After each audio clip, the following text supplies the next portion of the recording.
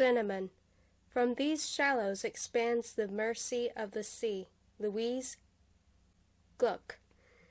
Los Angeles, California. 5/10/2014, 14:55:33. Esther had just thought to check on her paper, left on the bed upstairs on the corner, still in its manila envelope, bring it down to rest beside a bucket of ice and champagne. Why not get that bottle of the old widow cooling now? Soon Xanther and Anwar would be home with their new addition, and celebrations could begin, celebrating new additions everywhere, to the family, the Akita, to bank accounts, Anwar's deal, to the ranks of employable therapists, Esther, or at least much, much closer. When she heard it again, maybe she'd heard it twice already, only hadn't realized it was something to hear so faint in the first place. She rushes through their breakfast nook. What was it? Past photographs of frozen rain, into the living room, past the piano, Anwar's dais with an opera score wide open, toward the French doors leading out onto the back patio, throwing open the muslin curtains, flicking the lock, throwing open the doors, throwing herself out there. Someone needed help. Something, right?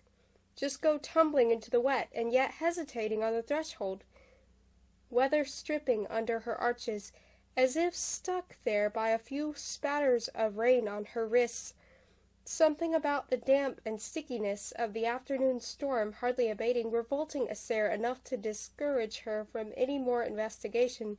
Something icky, if unexpected, in the warmth of the water, to the point that she's sure she made it all up. The sounds, the cries, echoes of birds flying by, just as she's sure Xanther, though not Freya or Shasti, would already be out there, on the first cry too, if not before, investigating her imagination.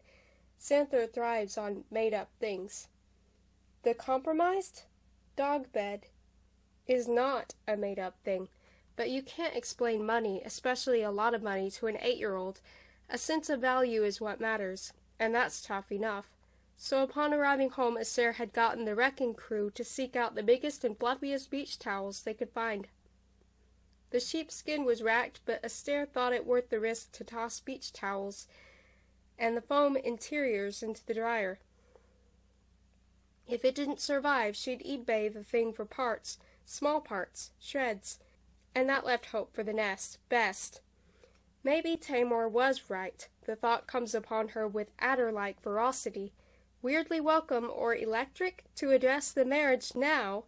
Heat up the kitchen again with more than a dry kettle. Tamor, as she was dropping them off, had again returned to sex. When did she not? You know, a ferret that doesn't for a year dies. Doesn't what? Freya asked from the back.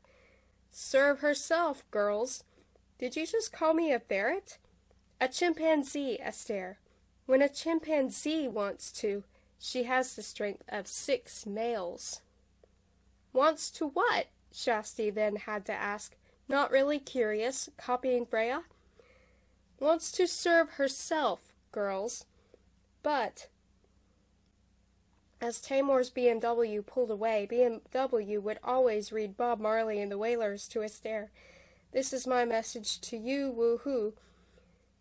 Esther still couldn't voice that. Rather than likening herself to a crazed chimp or dying ferret, she identified most with a dry kettle burning up on her stove. The change. She'd heard Abigail whisper it once. Tamor waved it off like it was a myth. Gia, their third friend, raised a glass to keeping myths myths. But what's this? Right now? A flash of warmth coiling around her body, dampening both temples. Coolness ahead, too, if Esther were to actually step out into the rain, in pursuit of a cry no more a phantasm, and a memory of one, not even. Instead, she closes the French doors and goes to put on some music. The family crest. What smiles are coming their way. How the Akita will fill the house. Even the Jackson Bones bed, it will be fine.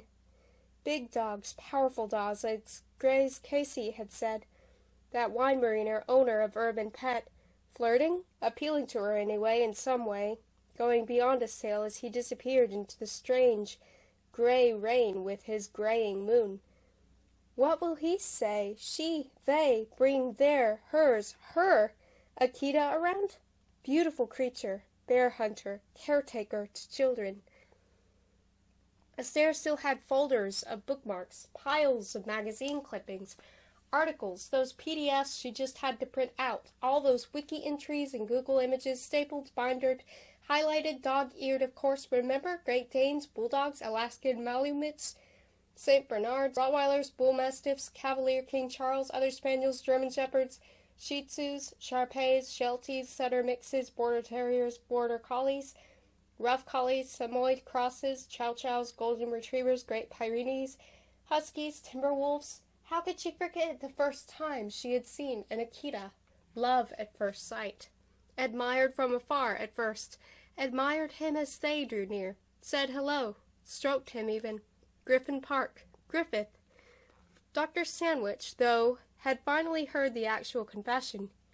Heeding Astaire's crazed longing for more children, unaffordable Anwar's word. The therapist had flatly confirmed Astaire's tireless energy to look after her children. Most women your age and much younger would be in here crying about all they can't do, trust me. 8-year-olds, twins, and a child nearly crippled, but thanks to you, merely taxed by her condition. But you're here because it's a requirement. Because maybe you want more? Dr. Sandawai had suggested, and Astaire just blurted it out. I want a dog. From then on, Astaire hardly needed Dr. Sandwich to trace the roots nourishing this admission. Once in the open, disinvested of projections, maternal disposition, Astaire found for herself the neighborhood dogs of her childhood, dogs of ex-boyfriends. Even Dove, to her delight, had grown up around dogs, and swore that once his move around military life ended, they would get a dog, acres of them. He never did. So yes, duh, as Xanther might say, Astaire just adored the animal, always had, all breeds. Their courage, devotion, their moist eyes, wagging tails, the way they panted, nuzzled, and played. How they introduced themselves to people and other dogs, and even how they fought. Just the sight of one, she discovered, relaxed her, gave her breath, fortified her with some kind of magical brandy, which she'd heard as a young girl the great St. Bernards carried to travelers lost in blizzards, under avalanches. Astaire had no doubt her daughter would adore one, too. Besides, could anyone argue against the safety benefits? Not Anwar. Home security at the ready. Homeland security. The real deal. Might as well admit to vanity, too. Astaire couldn't forget, deny that.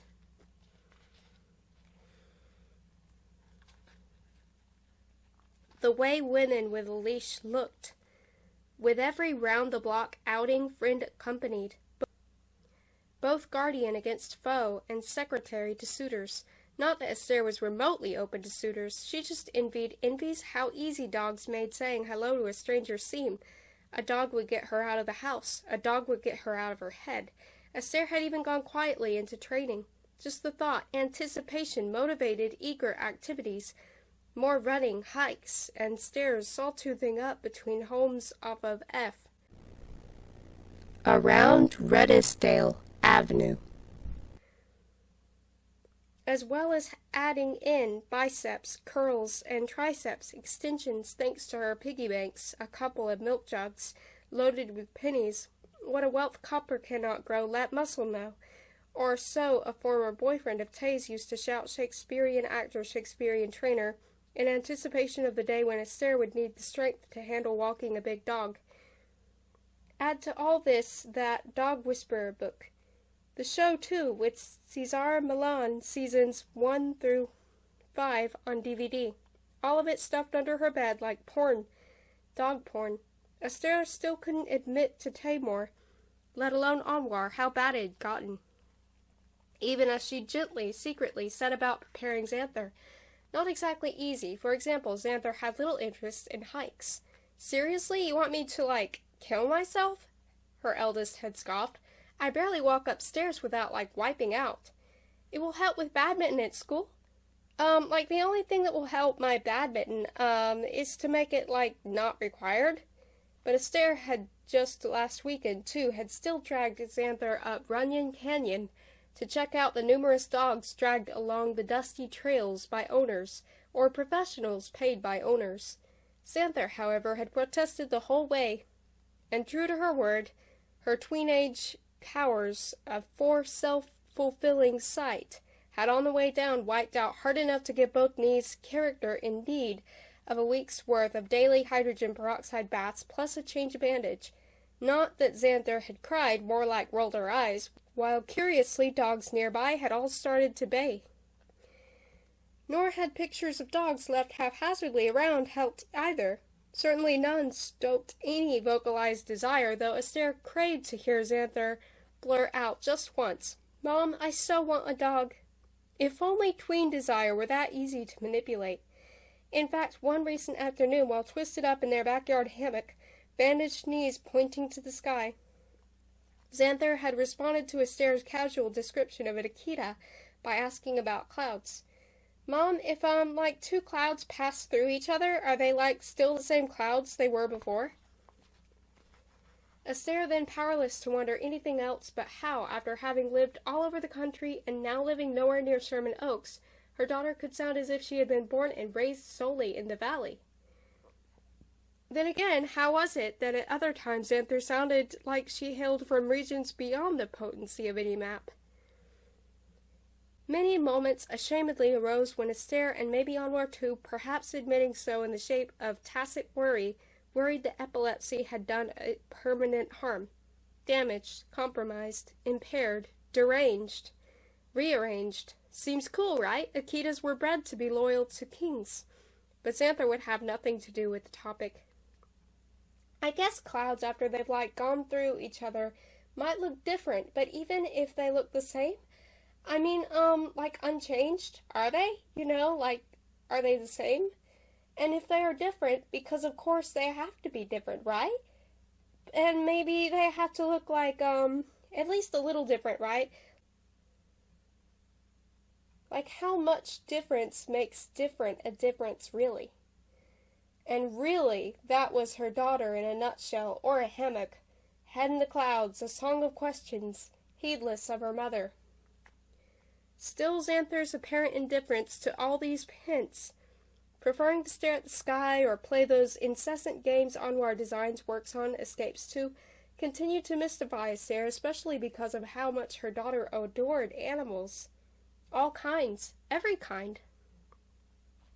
Hadn't Xanther, age 7, taken her animal affection, prompted by no event Anwar or Astaire could douse, to the next level by becoming a vegetarian? Never announced, no resolution put forth. Just one day declined to eat meat, soon after, fish, and didn't budge. A passing phase Astaire and Anwar had concluded that never passed. 5 years later, Astaire is still learning to prepare tofu in new ways.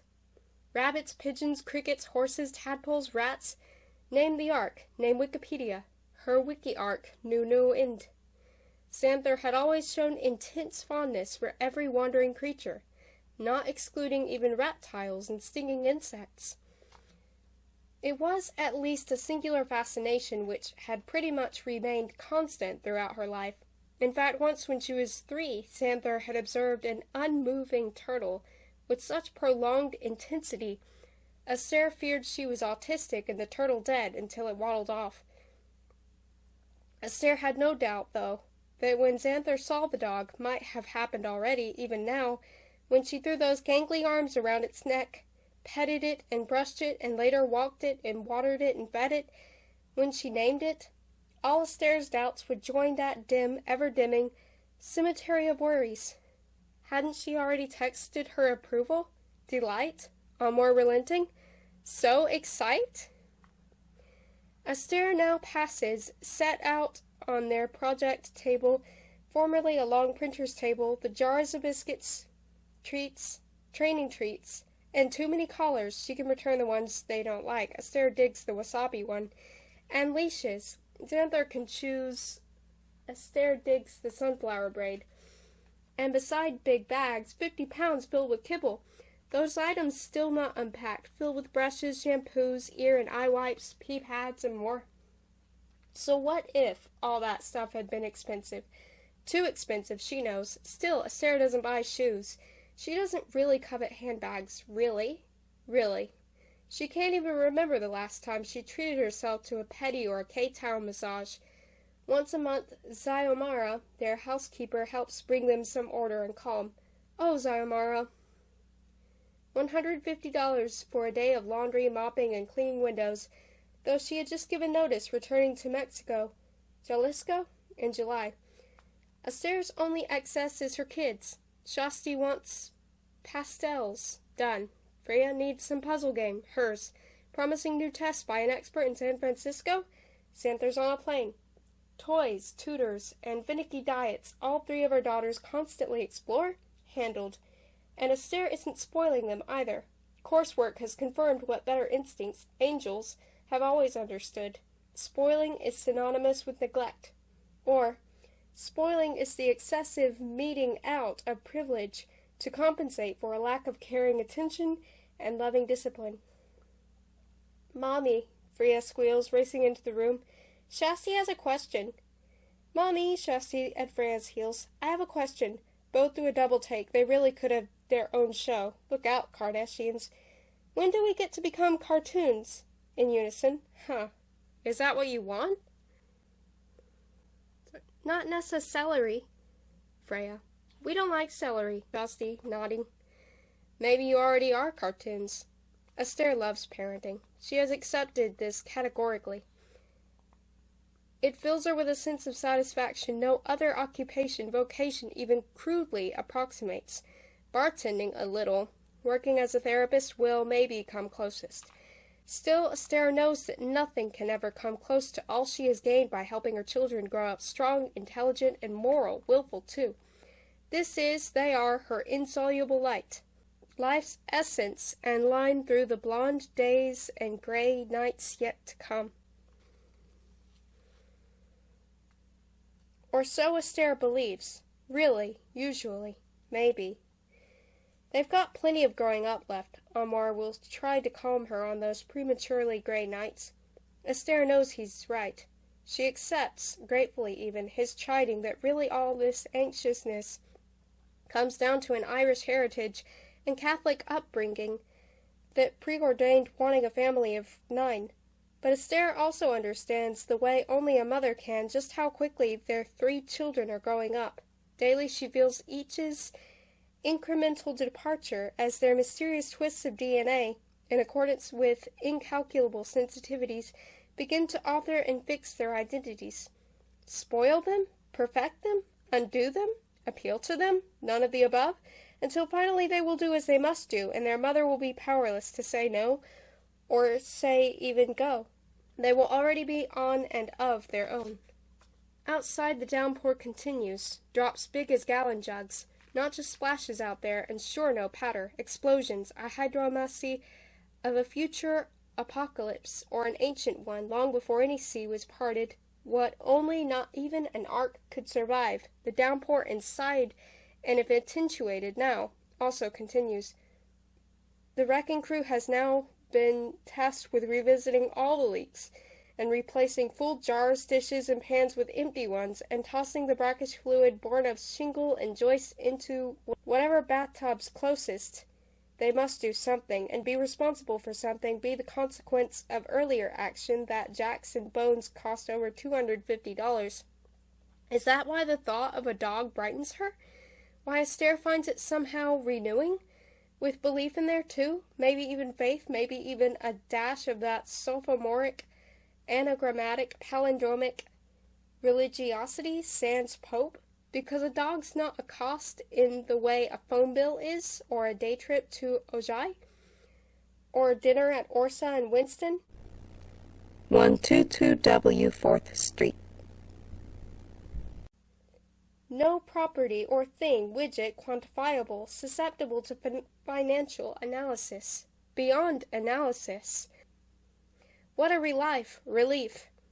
Esther even digs into her wallet to throw out that ridiculous receipt for the sheepskin bed, only it's not there. Where did she put it? What does it matter? A dog's part of the family, and family is beyond the province of numbers. At the base of the stairs, Esther has second thoughts about Champagne. She alone is responsible for dramatizing this, what to call it, grade, completion, revelation. Just yesterday, Xanther had asked for the umpteenth time if she could read the paper, or, just look at it. And for the umpteenth time, plus one, Esther had deferred until Saturday night. And what for? Mother's Day just past midnight? Really? Then will you explain it to me again? I still don't understand. It's like Dad's game engine. It makes sense when you say it, but not how I remember it. Okay. Esther had taken a deep breath. It's an exercise that posits, that asks, whether or not to imagine what could never exist at all might create behavior which never could have existed before. That summation was actually more concise than anything she had managed in the paper, and suddenly this memory casts some shadow on her paper's future. Why not get it over with now? To hell, oblivion, with this delayed gratification. Esther actually races really up the stairs, zipping past the 7th leak on that top step. Wasn't there an 8th? Only to find her bed, and on it, on the corner, where she should have found the paper, nothing. The wrecking crew must have moved it, her first thought, that thick manila envelope. But if they had, Esther's had enough up to here, overflowing, whipping around, their names already crowding her teeth. The fact that they're downstairs, permitting the coming roar, all of it caught by teeth. As Esther whips back again to her room, memory returning, extinguishing anger, the bathroom closet. Esther sees the floor first, right in front of the closet door, a still-growing puddle, inside a stream of brackish water soaking towels, seeping over the shelves. Oh no's mumble and moan from her lips as Esther digs into the linens. She can't even remember the shelf. Which one? The first? No. The third? No. The fourth? The fifth? No. Ruined for sure. Anything written there, unwritten in the sog, pulped even. But the envelope emerges bone-dry, the second shelf, and everything there somehow preserved from the flood. The stack of folded towels. Even the hand towels. Esther clutches it to her chest, heart beating for sure, sweating, a hot flash this one reasonable, even of relief, and sits down on the bed. Open it now! She's laughing too. Why not? Seriously. Downstairs she can't hear her girls. All we are silent villains, along with the still battering of rain. Open it now.